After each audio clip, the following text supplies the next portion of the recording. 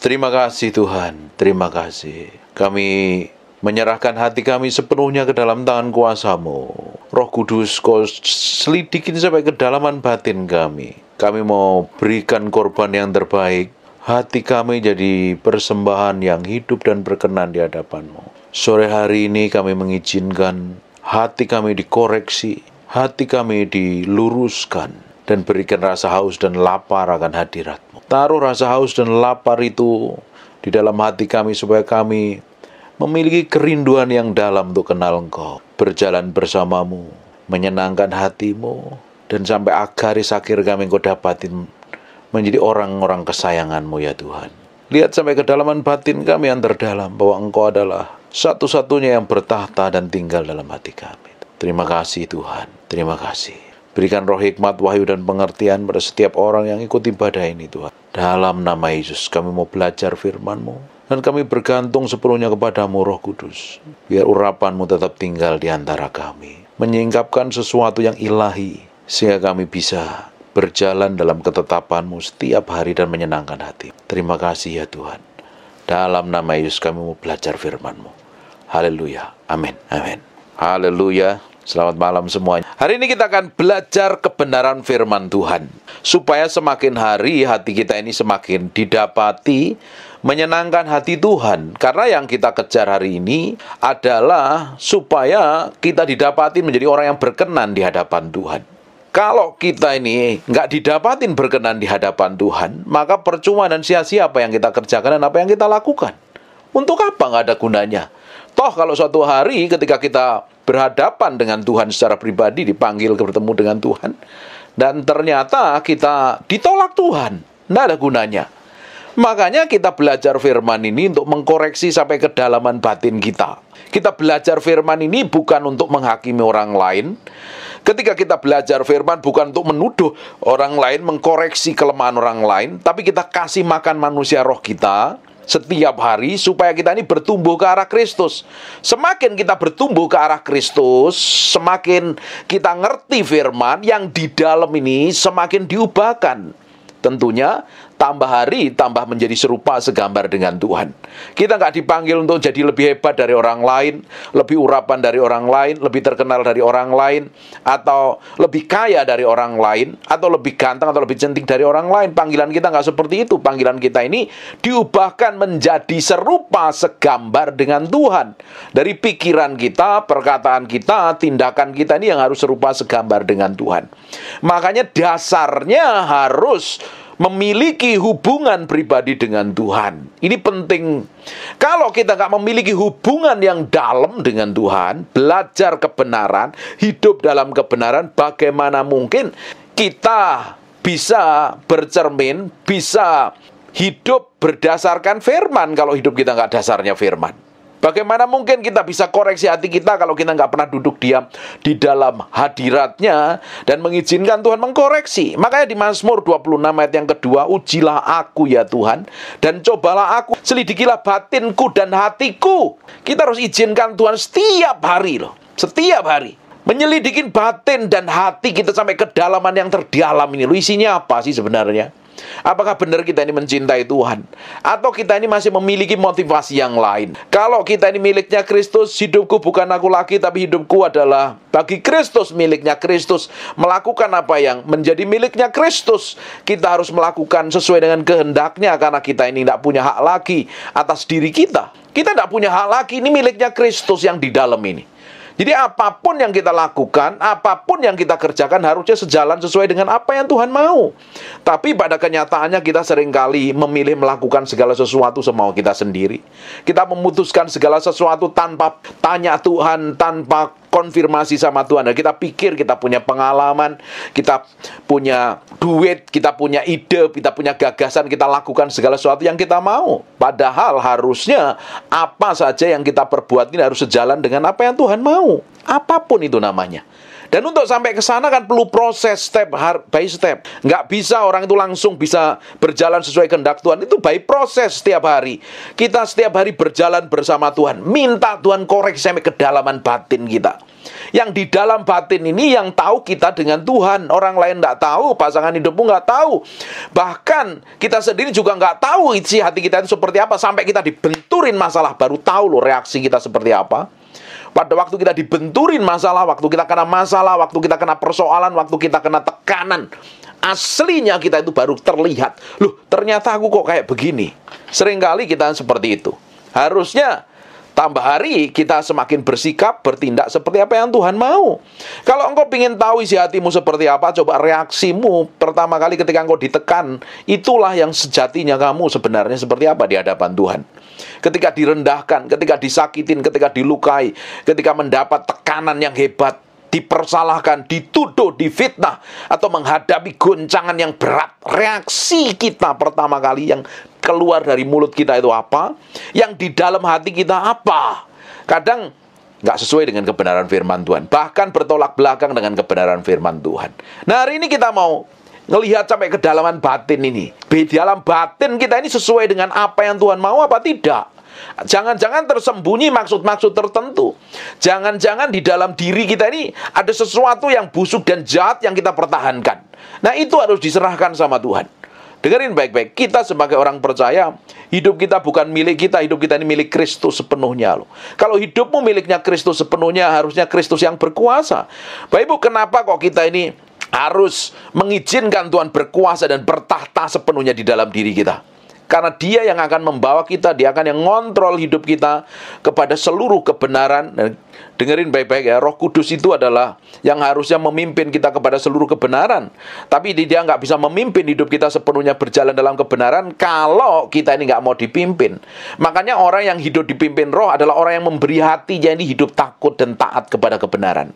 Kalau kita berontak, kita membantah saja, bukan berarti Tuhan nggak mau lakukan segala sesuatu atas kehidupan kita. Karena pilihan kita sendiri yang salah, akhirnya Dia nggak bisa maksain hidup kita. Kita baru nurut. Kalau kita nurut, baru Dia akan tuntun.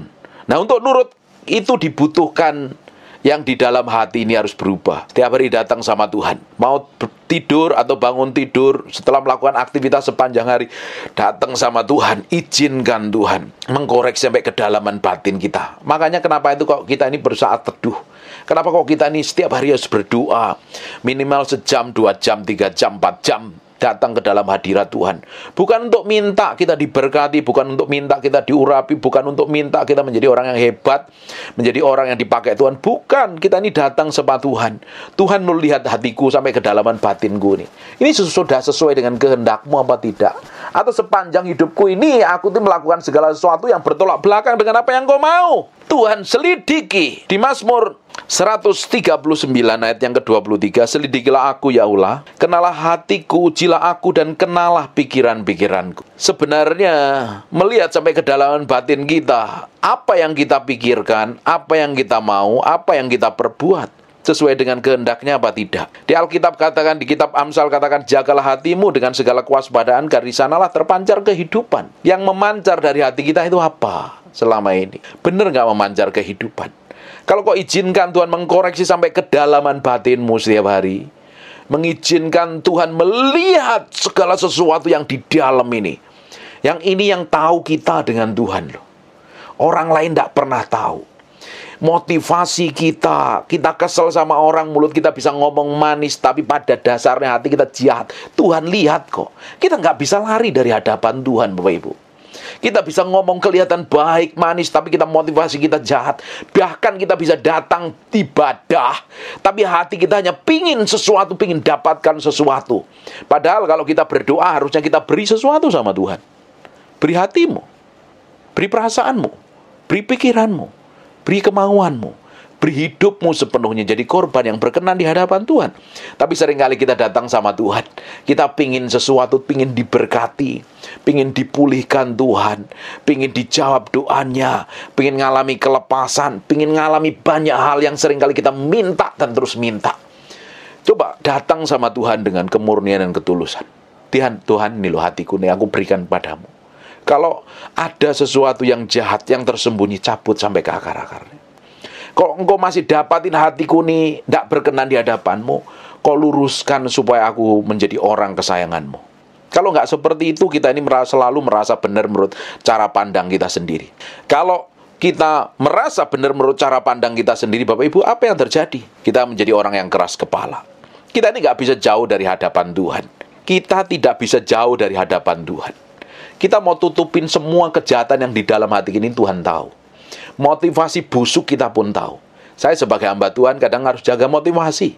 Kadang ada hal yang kadang bisa melintir. Bagi hamba Tuhan itu seringkali melintirnya masalah uang, masalah persembahan, masalah dapat pujian, dapat penghormatan dan lain sebagainya. Ini hati juga harus dijaga sebagai hamba Tuhan.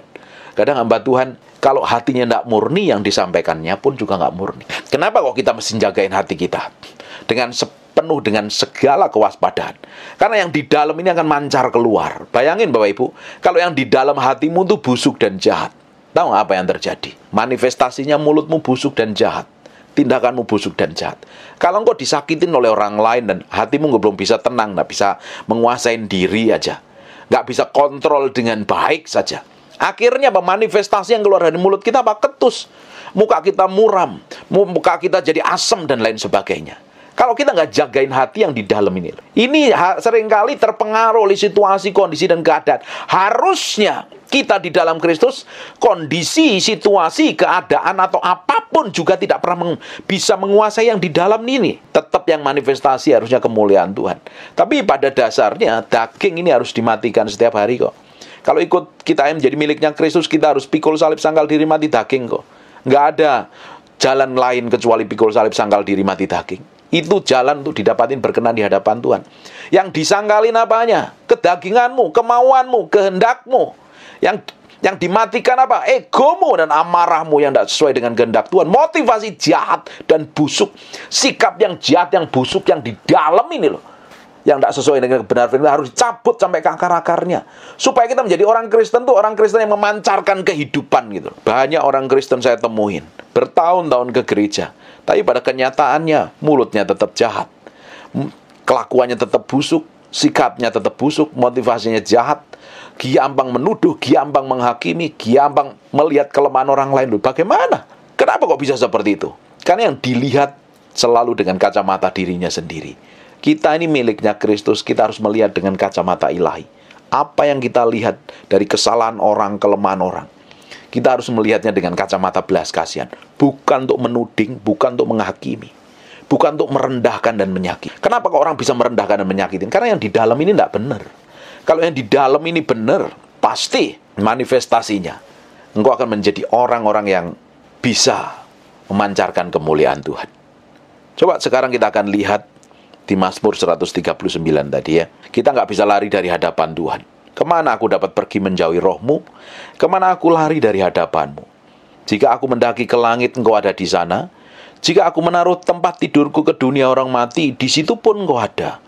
Jika aku terbang dengan sayap fajar dan membuat kediaman di ujung laut, juga di sana tanganmu akan menuntun aku dan tangan kananmu memegang aku. Jika aku berkata, biarlah kegelapan saja melingkupi aku dan terang sekelilingku menjadi malam, maka kegelapan pun tidak menggelapkan bagimu, dan malam menjadi terang seperti siang, kegelapan sama seperti terang. Bapak Ibu, kita nggak bisa lari dari hadapan Tuhan. Kita mau sembunyikan apa dari hadapan Tuhan? Nggak bisa. Kita mau lari, mau ke ujung laut pun Tuhan ada di sana. Terbang dengan sayap fajar, Tuhan ada. Di dunia orang mati pun ada. Jadi hidup kita ini harus transparan di hadapan Tuhan. Kita nggak bisa jadi orang Kristen yang palsu. Jadi orang Kristen yang munafik. Jadi orang Kristen yang jahat. Sebab semuanya terlihat di hadapan Tuhan. Motivasi hatimu, keinginan hatimu, niat jahatmu juga Tuhan lihat kok. Bahkan setiap kata-kata, sikap hati yang busuk pun juga terlihat. Kelihatannya kita bisa ngomong manis dengan orang lain. Tapi kalau hatimu jahat, kejahatanmu juga dilihat Tuhan. Suatu hari akan memancar keluar. Bapak Ibu, di Yakobus pasal yang ketiga, 9-12 ngomong begini. Dengan lidah kita memuji Tuhan, Bapa kita. Dengan lidah kita mengutuk manusia yang diciptakan menurut rupa Allah. Dari mulut yang satu keluar berkat dan kutuk. Hal ini saudara-saudara tidak boleh demikian terjadi. Jadi kalau mulut kita ngomong firman, dari mulut kita pun juga nggak boleh keluar kutuk. Kalau di dalam hati kita isinya firman, yang memanifestasi keluar pun juga akan firman. Kalau yang di dalam hati kita isinya kejahatan, sakit hati, jengkel, kesel, dendam, yang manifestasi keluar mulut kita suatu hari juga akan keluar. Di dalam hati kita itu isinya apa? Selama ini diisi apa? Diisi kepahitan, diisi sakit hati, diisi luka, diisi trauma. Manifestasinya pun juga akan seperti itu, menyakitin, melukai. Tetapi kalau diisi firman, yang manifestasi dari mulut kita pun juga kebenaran firman Tuhan. Kita bisa lihat kok, seseorang itu isinya apa sih dalam hatinya. Terlihat dari apa yang dikatakan, apa yang diperbuatnya. Itu tidak bisa ditutupin kok. Dengan lidah kita bisa memuji Tuhan, Bapa kita. Dengan lidah kita mengutuk manusia yang diciptakan menurut rupa Allah. Dengerin baik-baik. Kalau engkau sampai jelekin orang secara fisik, artinya engkau menghina yang Maha Kudus loh. Karena manusia diciptakan serupa segambar dengan Tuhan. Kalau kita sampai ngomong jelek tentang orang lain, fisiknya orang lain, kamu menghina Tuhan. Dari mulut yang satu keluar berkat dan kutuk. Hal ini saudara-saudaraku tidak boleh demikian terjadi. Adakah sumber memancarkan air tawar dan air pahit dari mata air yang sama? Saudara-saudaraku, adakah pohon ara dapat menghasilkan buah zaitun dan adakah pohon anggur dapat menghasilkan buah ara? Demikian juga mata air asin tidak dapat mengeluarkan air tawar. Di dalam hatimu isinya apa? Alkitab katakan, barang siapa percaya kepadaku, dari dalam hatinya mengalir aliran-aliran air hidup. Harusnya yang mengalir ke dalam diri kita adalah aliran-aliran air hidup. Harusnya. Sekarang yang mengalir dari mulutmu apa selama ini? Kebenaran firman Tuhan atau hal-hal yang duniawi? Bapak Ibu, ini penting nih, yang di dalam hati ini. Manusia itu kan ada 3 bagian. Roh, jiwa, dan tubuh. Kalau Alkitab ngomong hati, ini kita bahas ya, sekarang kita buka di Markus pasal yang ke-7. Di ayat yang ke-21-nya ngomong begini, sebab dari dalam hati orang timbul segala pikiran jahat, percabulan, pencurian, dan pembunuhan. Manusia itu ada 3 bagian, roh, jiwa, dan tubuh. Rohmu itu diperbarui waktu kamu lahir baru. Tuhan berikan hati yang baru dan roh yang baru, jadi tempat tinggalnya Tuhan. Jiwa itu berbicara tentang apa yang kamu pikir, apa yang kamu rasa, apa yang kamu mau. Ini harus diselaraskan sama firman setiap hari. Dan tubuhmu, dan tubuh ini tempat roh dan jiwa kita tinggal ya, casingnya ini loh. Nah, di Markus pasal yang ke-7, dari dalam hati itu bukan tempat tinggalnya Tuhan, di dalam jiwa itu artinya. Nah, jiwa ini loh yang harus diperbarui. Yang kita bahas tadi di area jiwa. Karena roh kita ini sudah diciptakan serupa segambar dengan Tuhan. Nah, jiwamu selalu bertentangan dengan firman. Kitab Roma katakan, aku ingin melakukan yang satu, tetapi di sisi lain ada hal lain yang bertentangan yang sering kalau aku lakukan. Aku ingin doa, tiba-tiba ngantuknya luar biasa daging. Yesus sendiri mau suruh murid-muridnya, roh penurut tapi daging lemah. Tuhan katakan seperti itu. Kenapa? Karena di area jiwa ini yang harus diselaraskan dengan firman. Perhatikan baik-baik ya. Di Markus pasal yang ke-7, ayat yang ke-21. Sebab dari hati orang, timbul segala pikiran jahat, percabulan, pencurian, pembunuhan, perzinahan, keserakahan, kejahatan, kelicikan, hawa nafsu, iri hati, hujat, kesombongan, dan kebebalan. Ini letaknya bukan di dalam hati tempat tinggal roh Tuhan loh. Ini letaknya di area jiwa. Apa yang kamu pikir, apa yang kamu rasa, apa yang kamu mau. Ini yang harus diselaraskan dengan firman. Ini yang seringkali muncul motivasi jahat. Ini yang seringkali bertolak belakang dengan firman. Makanya perlu selaras dengan firman. Tidak boleh tidak. Kenapa kalau kita belajar firman? Di area ini harus diperbaharui setiap hari. Kalau tidak, kamu perbaharui, bisa duduk di gereja bertahun-tahun, tapi kelakuannya masih persis seperti manusia lama. Harusnya sama tiap hari kita diperbarui dari hari ke hari. Kita berubah oleh pembaharan budi kita. Kita diubahkan dari kemuliaan satu pada kemuliaan yang lain, kata kitab Korintus. Bertolak dari iman satu pada iman yang lain. Di area sini loh. Pikiran kita, kemauan kita, kehendak kita ini. Fokusnya kemana? Fokus kepada pribadi Tuhan atau tidak? Ini yang perlu kita izinkan Tuhan menyelidiki nih. Pikiranku ini sudah sejalan dengan firman apa tidak? Kemauanku, kehendakku, motivasiku ini sudah sejalan firman apa tidak. Kalau tidak sesuai dengan firman, kita luruskan, kita belajar firman. Makanya kita belajar firman, kasih makan manusia roh, supaya manusia roh kita ini tumbuh kuat dewasa. Manusia roh ini yang memimpin, bukan jiwa kita yang memimpin.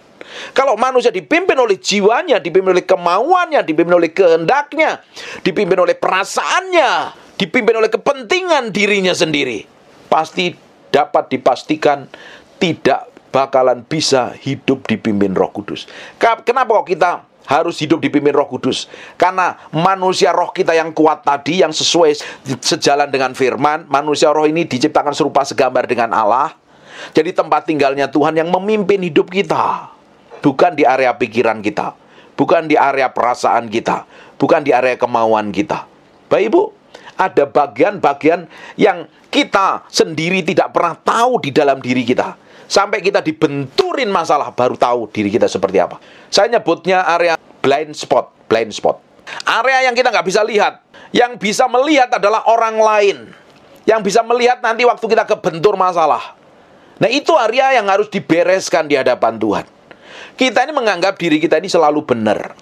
Semua orang menganggap dirinya paling hebat. Semua orang menganggap dirinya paling kudus, paling berkenan, paling suci, paling bisa menyenangkan hati Tuhan, paling masuk surga sendiri. Menurut cara pandangnya. Tapi menurut cara pandang Tuhan belum tentu berkenan.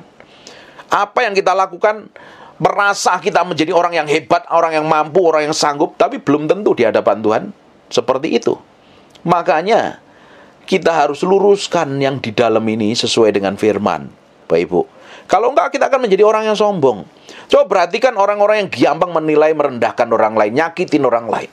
Kenapa kok bisa nyakitin, merendahkan orang lain? Karena merasa dirinya benar, merasa dirinya suci. Saya perhatikan ada hamba-hamba Tuhan yang gampang menuduh orang lain sesat, menghakimi orang lain semaunya sendiri. Padahal, apakah Tuhan seperti itu? Belum tentu. Yang dilakukannya pun berkenan di hadapan Tuhan.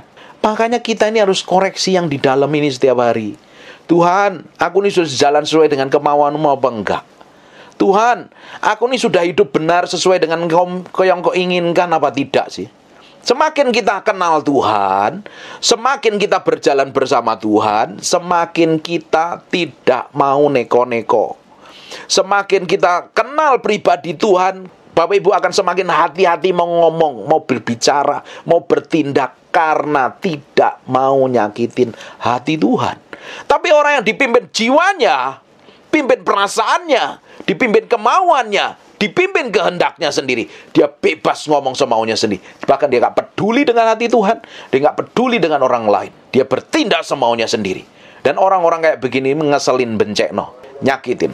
Kita mau belajar melihat kedalaman batin kita sendiri. Sebenarnya selama ini aku jadi orang Kristen ini sudah sejalan dengan Tuhan apa tidak? Sebenarnya aku ini sudah menyenangkan hati Tuhan apa tidak? Apa yang aku lakukan, apa yang aku perbuat ini kira-kira ini selama ini sudah membuat Tuhan disenangkan apa tidak sih? Kira-kira Tuhan berkenan dengan apa yang aku perbuat, yang aku lakukan apa tidak? Yang tahu adalah hatimu dengan Roh Kudus. Kita perlu koreksi diri. Saya juga perlu koreksi diri setiap hari. Saya sebagai hamba Tuhan hampir tiap hari khotbah. Tuhan, apa yang aku perbuat, apa yang aku lakukan ini kau menyenangkan hatimu apa tidak? Kalau aku masih melakukan hal jahat, Tuhan koreksi, Tuhan luruskan. Lebih baik aku berurusan dengan engkau selama aku hidup daripada aku berurusan dengan engkau setelah aku meninggal. Sudah telat, sudah selesai. Makanya kita mesti beresin hati ini. Hidup kekristenan kita ini bukannya sekedar menjalankan rutinitas agamawi, tapi melakukan semua kehendak Tuhan tanpa terkecuali. Sampai kita didapati menjadi orang yang menyenangkan hatinya. Amin. Loh, amin. Saya berdoa akan ada orang-orang yang mau belajar membereskan semua kejahatan yang di dalam hatinya. Motivasi busuk, sikap busuk yang tidak sesuai dengan kebenaran firman Tuhan. Diberesin semua. Jadi kekristenan kita ini bukan kekristenan yang sekedar agamawi, melakukan rutinitas agama, ibadah ke gereja, kasih persembahan, berkatin pendeta, melakukan ini dan itu. Tetapi kita mau berikan hati ini sepenuhnya untuk Tuhan, supaya sampai garis akhir kita didapatin menyenangkan hatinya. Karena nggak ada yang lain kecuali kita ini mau menyenangkan hati Tuhan yang kita kejarin. Bapak Ibu bisa kerja, bisnis, buka usaha, atau apapun juga. Engkau lakukan dengan sepenuh hatimu, seperti melakukannya untuk Tuhan. Dengan tanggung jawab, dengan sekuat tenagamu untuk menyenangkan hatinya. Pekerjaanmu menjadi penyembahanmu di hadapan Tuhan. Engkau menjadi orang-orang yang diberkati di dunia pekerjaan. Bapak Ibu, sebenarnya nggak ada dunia sekuler dan dunia rohani. Itu istilah pendeta aja yang bikin. Karena di setiap apa yang Tuhan percayakan kita kerjakan di sana, kita bisa jadi berkat kok di dunia marketplace. Bapak Ibu kerja di kantor, kerja di pabrik, kerja di toko, itu bukan pekerjaan duniawi itu. Bapak Ibu bisa bekerja di sana dan jadi berkat di sana kok. Jadi contoh, jadi terang kemuliaan di sana. Ya, kita ini sebagai hamba Tuhan hanya dipercayakan Tuhan bekerja di area-area tertentu yang nggak semua orang bisa lakukan, karena kita ini jadi hamba Tuhan, kelihatannya rohani. Tapi banyak hamba Tuhan yang nggak rohani. Harusnya mau hamba Tuhan atau jemaat biasa harusnya rohani setiap hari. Amin. Bapak Ibu bisa kerja di dunia marketplace, bisa jadi berkat di sana. Kamu kerjakan, lakukan yang terbaik. Jadi pengusaha, jadi bisnismen, jadi pedagang, jadi tukang apapun juga namanya. Kamu kerjakan dengan sungguh hati, engkau diberkati di sana. Ketika engkau diberkati, engkau bisa memberkati orang lain loh. Bahkan orang lain bisa melihat, karena cara kerjamu dengan tanggung jawab, orang itu bisa diberkatin Tuhan. Jadi kemanapun kita pergi, kemanapun kita melangkah, harusnya mencerminkan kemuliaan Tuhan. Harusnya. Selama ini kenapa kok nggak bisa mencerminkan kemuliaan Tuhan? Coba dikoreksi. Yang keluar dari mulut kita apa? Yang keluar dari tindakan kita itu seperti apa? Mencerminkan kemuliaan Tuhan apa tidak? Selama ini aku hidup dipimpin oleh daging atau dipimpin oleh Roh Kudus? Selama ini tindakanku, sikapku sesuai dengan firman atau bertolak belakang dengan firman? Keputusanku seperti apa di hadapan Tuhan? Jangan-jangan aku hanya fokus pada diriku sendiri. Bapak Ibu, kalau kita ini hanya fokus pada diri kita sendiri, kita fokus dengan apa yang kita mau, kita hanya fokus kepada kepentingan kita hanya fokus kepada kemauan kita fokus pada kehendak kita menjadi orang yang egois dan gak peduli dengan tujuan Tuhan dalam hidup kita. Makanya kita perlu datang sama Tuhan, minta dikoreksi Tuhan. Tuhan, kalau ada kejahatan yang di dalam batinku, Engkau koreksi sampai benar-benar dikuduskan dan disucikan. Kita harus setiap hari datang kepada Tuhan, datang sama Tuhan tiap hari. Bangun keintiman. Dasar kekristenan kita adalah membangun keintiman dengan Tuhan. Kamu bisa jadi orang Kristen bertahun-tahun, kalau memiliki hubungan pribadi dengan Tuhan, engkau nggak bakalan menjadi orang yang tambah hari tambah kokoh. Jadi orang agamawi yang ada. Hubungan pribadi dengan Tuhan itu membuat hati kita itu semakin hari semakin diubah. Karena jalan tercepat untuk pikul salib sangkal diri mati daging adalah tinggal di dalam hadiratnya. Bangun keintiman. Waktu kita membangun keintiman, kan kita sebelum datang kepada Tuhan, kan kita harus koreksi hati kita dulu kan. Tuhan, apa ini yang aku perbuat sepanjang hari ini? Aku ngomong jahat sama siapa ini? Aku bersikap jahat sama siapa ini? Mulutku ngomong apa ini sepanjang hari ini? Hatiku isinya apa ini? Motivasiku isinya apa ini? Kalau engkau dapatin semua kejahatan, bereskan. Kan kita mesti beresin dulu di hadapan Tuhan kan. Kita ampun sama Tuhan kan. Makanya hidup kita kan transparan tambah hari. Kita ribut sama orang, kita nggak bisa berdoa kan. Kita jengkel sama suami atau jengkel sama istrimu, engkau nggak bisa berdoa, engkau mesti bereskan dulu di hadapan Tuhan. Ketika engkau kesel sama orang di jalan tadi, dan engkau bisa langsung berdoa, nggak bakalan bisa langsung berdoa, Roh Kudus akan templak. Beresin hatimu dulu. Engkau kesel sama orang, engkau ngomong kotor, ngomong jahat, punya motivasi busuk dan lain sebagainya, kan harus dibereskan dulu di hadapan Tuhan. Makanya kita ini perlu setiap hari itu datang kepada Tuhan, menyerahkan hati ini, mengizinkan Tuhan mengkoreksi sampai kedalaman batin kita, supaya kita ini menjadi orang yang didapatin benar-benar berkenan di hadapan Tuhan. Bukan hanya sekedar jadi orang Kristen, bukan sekedar jadi hamba Tuhan, tapi orang yang bisa didapatin menyenangkan hati Tuhan. Ini yang harus dilakukan setiap orang Kristen. Bayangin kalau kita setiap hari melakukan hal seperti itu. Hidupmu berjalan dari kemuliaan satu pada kemuliaan yang lain loh. Hidupmu akan bertolak dari iman satu pada iman yang lain, berjalan dari urapan satu kepada urapan yang lain, dari hikmat satu pada hikmat yang lain. Pasti akan mengalami breakthrough dan terobosan. Banyak orang hidupnya dikuasain oleh masa lalu, dikuasain oleh kemauannya, dikuasain oleh kehendaknya, dikuasain oleh emosinya. Lo ngakunya cinta Tuhan, masih kuasain emosi dan amarahnya. Lo ngakunya jadi hamba Tuhan, kok motivasinya busuk dan jahat. Lo ngakunya kok jadi pelayan Tuhan, kok mulutnya kotor dan jahat. Lo kenapa? Bukankah kita harus berubah dari kemuliaan satu ke kemuliaan yang lain? Bukankah kita harus belajar terus bertolak dari iman satu ke iman yang lain? Berjalan dari kemuliaan satu kepada kemuliaan yang lain. Naik terus, bukan turun. Harusnya kekristenan kita kan bertambah-tambah setiap hari. Berjalan bersama Tuhan tuh naik loh. Ngalami promosi, ngalami peninggian. Sekalipun berjalan di padang gurun, sekalipun ngalami tekanan yang hebat, kita tetap akan dipromosi loh. Kalau kita mau beri hati ini sepenuhnya di hadapan Tuhan. Karena yang di dalam hati ini harus diberesin. Makanya kita dibenturin dengan masalah dan persoalan, dengan kejadian buruk, dengan hal yang gak enak. Seperti bangsa Israel dibawa ke padang gurun. Setelah keluar dari tanah Mesir, gak langsung menuju tanah perjanjian, tapi dibawa muter ke padang gurun, supaya terlihat apa yang di dalam hatinya orang Israel, sungguh-sungguh beribadah kepada Tuhan apa tidak. Sama seperti hidup kita, setelah kita ikut Tuhan, Tuhan beresin yang di dalam ini. Yang di dalam ini yang diberesin. Tuhan selalu berurusan dengan hati kita.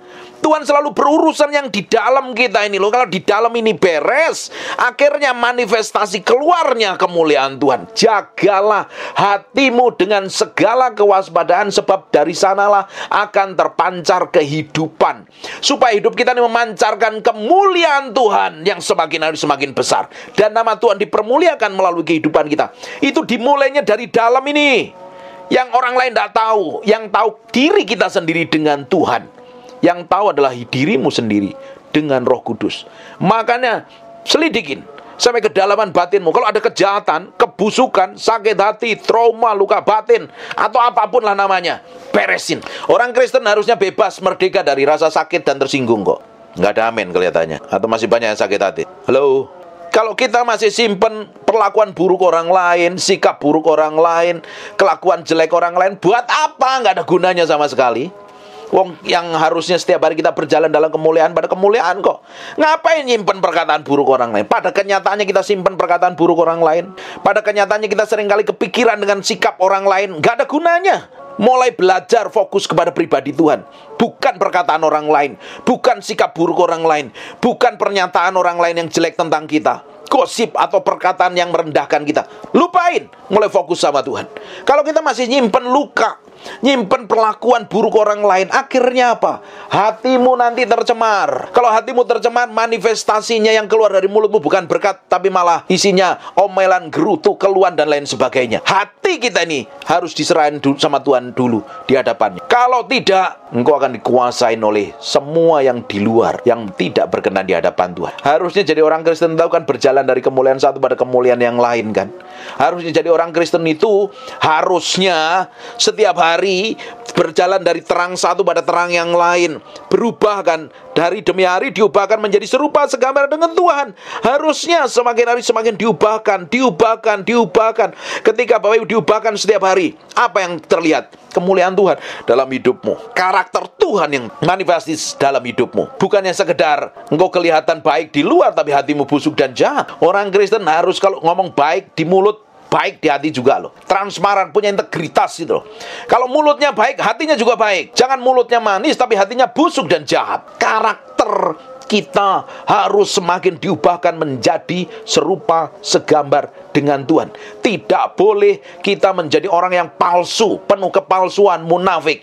Kelihatan melakukan aktivitas rohani, kegiatan rohani, tapi kita menyimpan sesuatu yang busuk, yang dipikir Tuhan tidak tahu. Sekalipun gembalamu nggak tahu, Tuhan lihat sampai kedalaman batinmu. Nggak ada yang tersembunyi di hadapan Tuhan. Kejahatan kayak apapun, semuanya terbuka di hadapan Tuhan. Kalau kau sembunyi-sembunyi, suatu hari Tuhan akan broadcast di muka umum. Semua dosa dan pelanggaran yang kita lakukan dengan sembunyi-sembunyi, dan kita pikir, Tuhan nggak tahu, Tuhan nggak lihat, gembalaku nggak lihat, suamiku nggak lihat, istriku nggak lihat. Dengerin baik-baik. Suatu hari dosa itu akan di-broadcast di depan umum. Hari ini ambil keputusan untuk berubah menjadi serupa segambar dengan Tuhan. Kalau engkau nggak bertobat, ujungnya suatu hari engkau akan menuai apa yang kamu perbuat. Makanya kekristenan harus transparan, apa adanya di hadapan Tuhan. Orang yang hidup apa adanya di hadapan Tuhan itu enjoy, relax. Nggak ada beban. Kenapa banyak orang Kristen hidupnya penuh beban? Stres, bingung, mukanya kucel kacau. Kenapa selama ini kok bisa seperti itu? Bukankah Tuhan sudah lakukan segala sesuatu buat kita? Bukankah harusnya kita menikmati enjoy? Karena apa? Segala sesuatu dilakukannya tanpa peduli dengan Tuhan, tanpa ngikutin petunjuk Tuhan. Melakukan dengan sembunyi-sembunyi, dia pikir dia bisa melakukan ini dan itu. Kalau itu tidak berkenan, ujungnya kamu ketemu problem dan masalah, Bapak Ibu.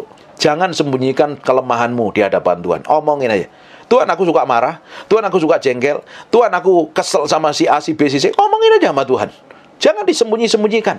Dan kamu bisa berlagak rohani di gereja, tapi kamu simpan kepahitan dengan seseorang. Terus dipikir Tuhan nggak tahu. Kamu berdoa pun kalau motivasimu nggak murni, hanya fokusmu pada dirimu sendiri kok. Berkati aku istriku, anakku, mobilku, usahaku, pelayananku, aku, semuanya. Tanpa peduli dengan hati Tuhan. Sekarang yang jadi masalah yang memimpin hidupmu siapa? Dirimu sendiri, perasaanmu sendiri, kemauanmu sendiri, kehendakmu sendiri, atau Roh Kudus? Harusnya hidupmu dipimpin Roh Kudus sepenuhnya. Engkau tidak akan bisa dipimpin Roh Kudus sampai engkau pikul salib, sangkal diri, matiin dagingmu. Baru pelan-pelan berjalan step by step, ngikutin apa yang Dia mau. Bayangkan Bapak Ibu, kalau kita ini berjalan seperti apa yang Dia mau, ujungnya kita akan ngalamin apa? Powerful dan dahsyat. Kalau engkau jalan maumu sendiri, ujungnya engkau akan babak belur, kacau dan berantakan. Coba kita akan lihat di 1 Korintus pasal yang keempat ayat yang kelima. Karena itu janganlah menghakimi sebelum waktunya, yaitu sebelum Tuhan datang. Ia akan menerangi juga apa yang tersembunyi dalam kegelapan, dan Ia akan memperlihatkan apa yang direncanakan di dalam hati. Maka tiap-tiap orang akan menerima pujian dari Allah. Hari ini kalau ada pasanganmu punya kelemahan, tidak usah dihakimi, doakan. Kalau ada pendetamu punya kelemahan, atau hamba Tuhan lain punya kelemahan, nggak usah digembar-gemborin, di chat, di media sosial, di posting, dan lain sebagainya. Hanya menunjukkan betapa bodohnya kamu, dikuasain dagingnya, betapa merasa benaranmu sendiri, merasa hebatmu sendiri. Orang kalau suka menghakimi orang lain, dengerin baik-baik ya. Karena dirimu merasa hebat. Dan orang yang kamu hakimi pernah berak kamu rendahkan, kamu sakitin. Padahal kita ini siapa? Alkitab ngomong jangan menghakimi sebelum waktunya kok. Bahkan dia punya kesalahan. Kalau ada orang lain punya kesalahan, kalau diberikan akses untuk negur 4 mata, tegur. Kalau enggak, diam aja, doain. Apalagi hamba Tuhan yang bikin kesalahan, itu hambanya Tuhan. Tuhan yang ngurus kok. Kalau kita coba-coba cawe-cawe, buat apa? Apalagi pasangan hidup kita, terus kita hakimi, kita rendahkan. Artinya hatimu belum benar di hadapan Tuhan itu. Harusnya ditegur kok. Galatia 6 ayat pertama katakan kalau ada seseorang melakukan kesalahan, pelanggaran, kita harus disuruh memimpin orang itu dalam roh lemah lembut loh. Bukan diposting di media sosial, dimaki-maki, direndahkan, dicaci maki, diperlakukan buruk. Makanya yang di dalam hati ini efeknya itu kemana-mana. Kalau yang di hatimu dipimpin Roh Kudus, kalau yang di hatimu benar, manifestasi mulutmu benar. Kalau di hatimu busuk, manifestasinya busuk. Karena di dalam dari dirimu mata air seperti apa? Alkitab katakan kan di Yohanes kan, barang siapa percaya kepada aku seperti yang dikatakan oleh kitab suci, dari dalam hatinya mengalir aliran-aliran air hidup. Itu Roh Kudus. Bayangkan kalau di dalam hati kita isinya Roh Kudus, yang keluarkan mulutnya perkataan firman Tuhan dong tentunya. Ya, selama ini kalau perkataan buruk dan jelek berarti belum diselaraskan dengan firman itu, nggak sinkron. Suatu hari Tuhan akan menerangi apa yang tersembunyi dalam kegelapan, dan Ia akan memperlihatkan apa yang direncanakan di dalam hati. Maka tiap-tiap orang akan menerima pujian dari Allah. Suatu hari kita akan bertanggung jawab di hadapan Tuhan. Tergantung apa yang kita lakukan di hadapan Tuhan. Kamu dapat pujian dari Tuhan apa tidak?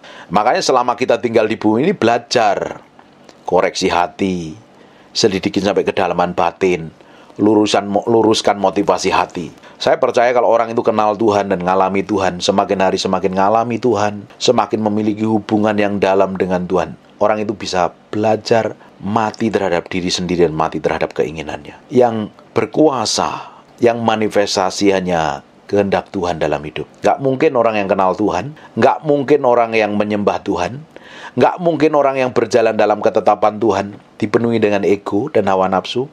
Tidak mungkin. Kalau masih kita dipenuhi dengan ego dan hawa nafsu, dipenuhi dengan amarah, dipenuhi dengan kedagingan, keserakahan, ketamakan, keangkuhan hidup, kita masih fokus pada diri sendiri, bukan fokus pada pribadi Tuhan. Kalau mata kita masih suka sesuatu yang duniawi, keinginan mata, keinginan daging dan keangkuhan hidup yang mengontrol dan mengendalikan.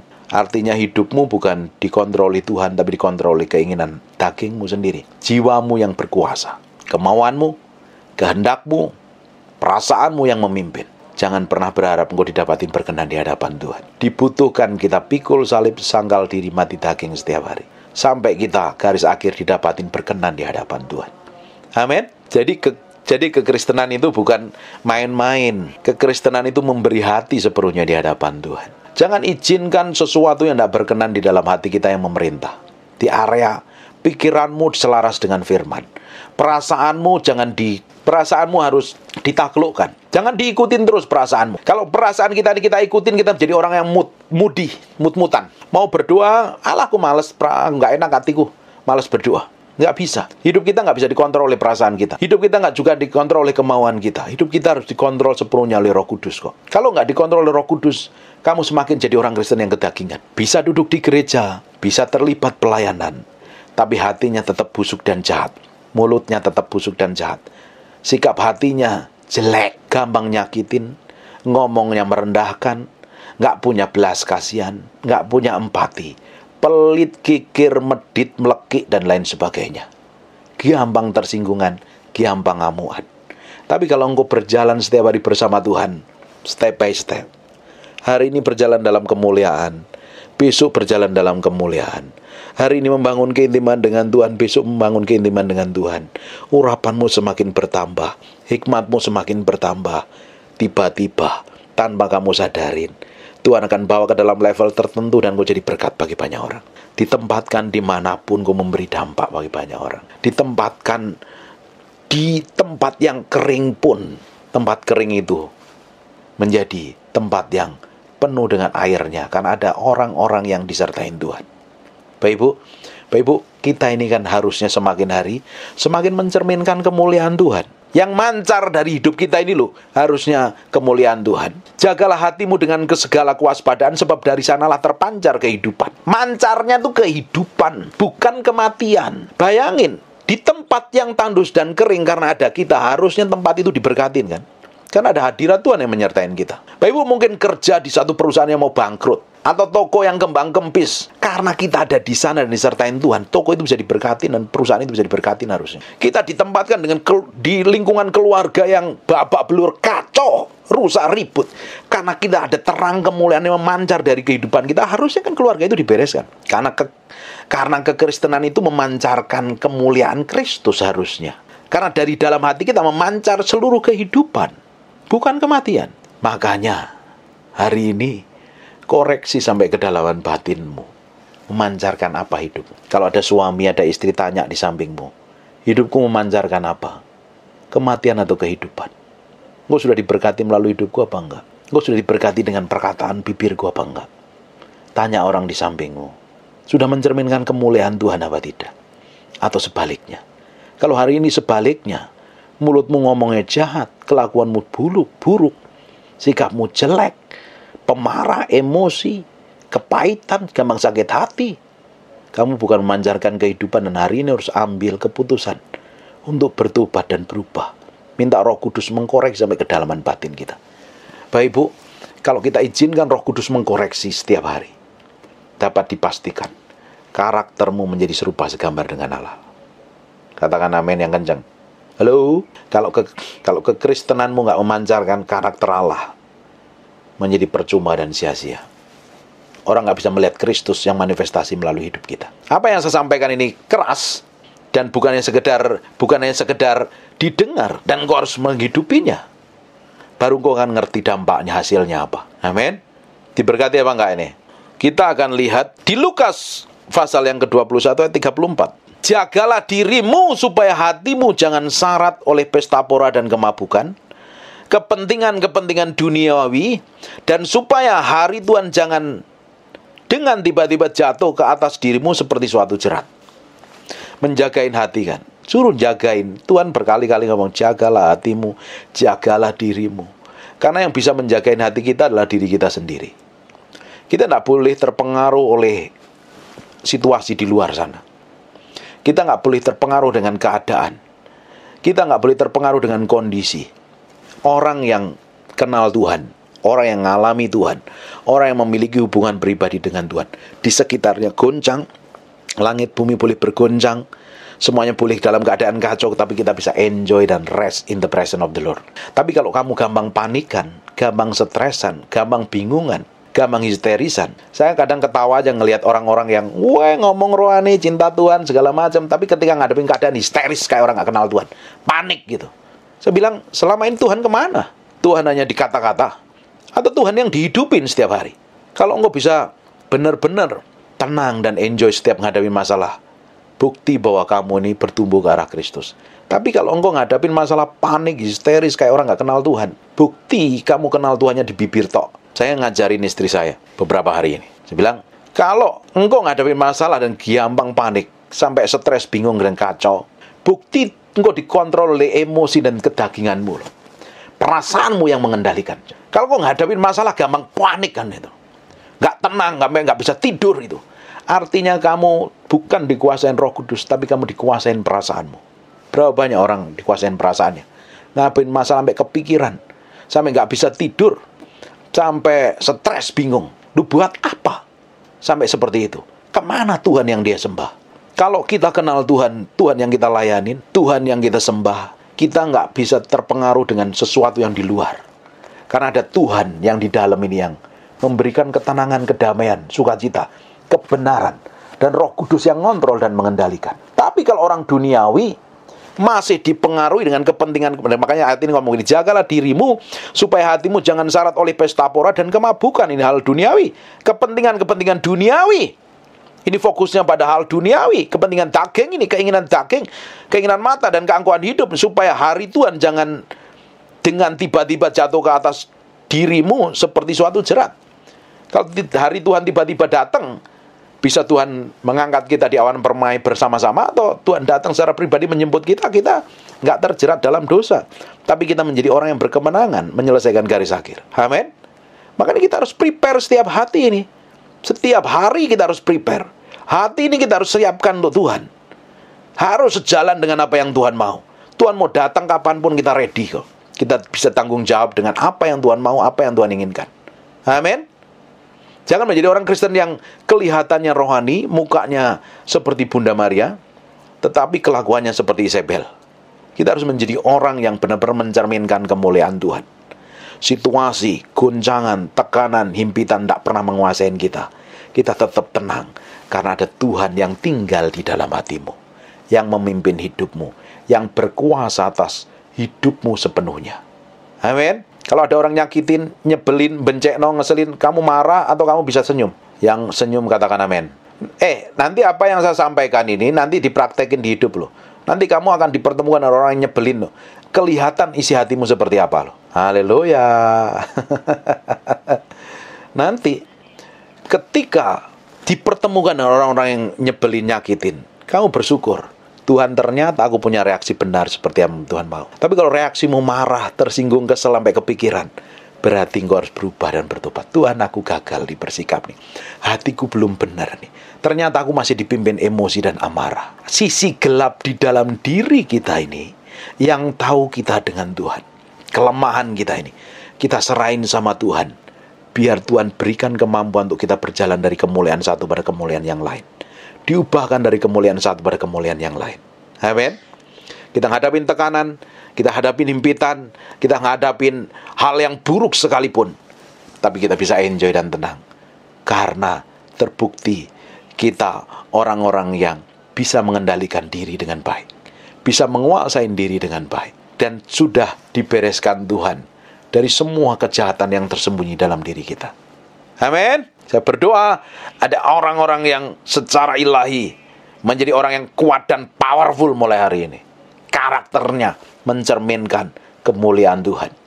Tidak gampang tersinggung, tidak gampang marah, tidak gampang stres, tidak gampang sakit hati, tidak gampang terluka, tapi dia tersenyum. Tuhan, aku tahu, di balik semua ini Tuhan ngajarin aku dewasa, untuk aku bisa melihat kemuliaan Tuhan, supaya manifestasi dari hidupku mencerminkan kemuliaan Tuhan. Amin. Yang membedakan kita dengan orang dunia yang tidak kenal Tuhan, yang membedakan kita dari orang-orang yang tidak dewasa rohani adalah reaksi kita, respon kita, tindakan kita tetap nyenengin hati Tuhan. Enjoy. Apapun yang terjadi, jalan aja sama Tuhan. Tuhan berserta kita kok. Tuhan mengurapin kita. Tuhan tinggal di dalam kita. Orang boleh menuduh, orang boleh menfitnah. Saya itu udah diperlakukan buruk orang lain sering kali, difitnah, dituduh. Saya enjoy aja dan cerahkan Tuhan. Waktu kita tenang sambil tersenyum dan bahagia, nikmatin hidup. Tuhan yang bekerja, Tuhan yang membela, dan Tuhan bawa kita berjalan dari level satu pada level yang lain. Diubahkan dari kemuliaan satu berkemuliaan yang lain, yang semakin kita mencerminkan kemuliaan Tuhan. Amin.